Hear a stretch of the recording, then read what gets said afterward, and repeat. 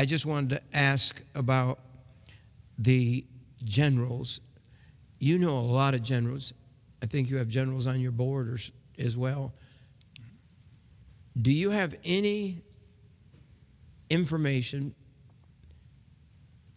of what is going on with Korea, what is going on in the world with maybe Iran?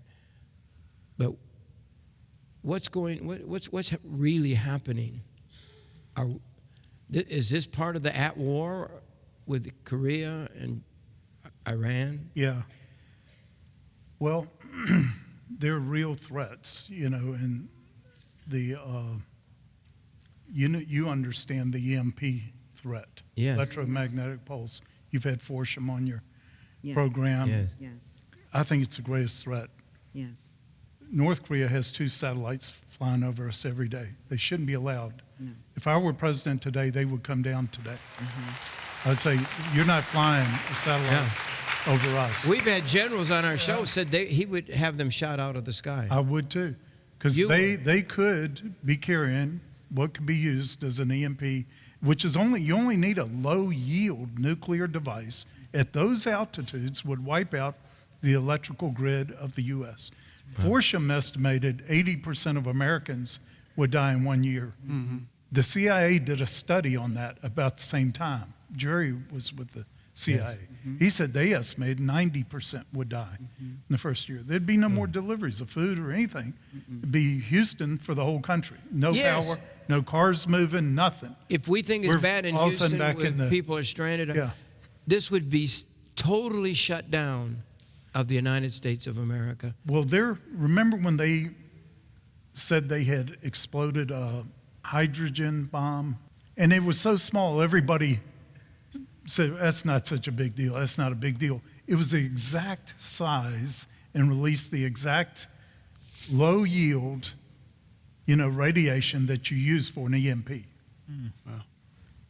All they have to do is put one 200 miles over Kansas. The whole country's wiped out. Wow. No more electricity, no computers, no cars will work, except for ones built before 1976 or something like that don't have computers. Right. We're grounded.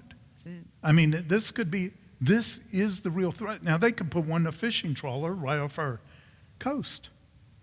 This is something that cannot be allowed. They could do that to Japan, even though Japan has hardened their grid. Russia's supposedly hardened their grid. China's hardened their grid. South Korea's hardened their grid. Almost everybody but America's hardened their grid. We're the most vulnerable in the world right now. And one of the threats North Korea made about us, they said, we're going to turn your lights out. Mm-hmm. What does that mean? What are they preparing for? That's EMP. That's EMP. Absolutely. And if you understand EMP, they can explode the device in space, do no damage on the earth, not kill or wound anybody on the earth. Mm-hmm. But it'll kill us by starving us in every other way. This is the greatest threat now. And I wonder if some of the military people in our administration right now are really facing that part. Now, I think Trump gets it. He does. Yeah. And that was one of the things he ran on. Yeah. Now, another thing that is a real serious threat to us, we've got our attention on all these other things now, but I tell you, ISIS and Al-Qaeda, they are using this time.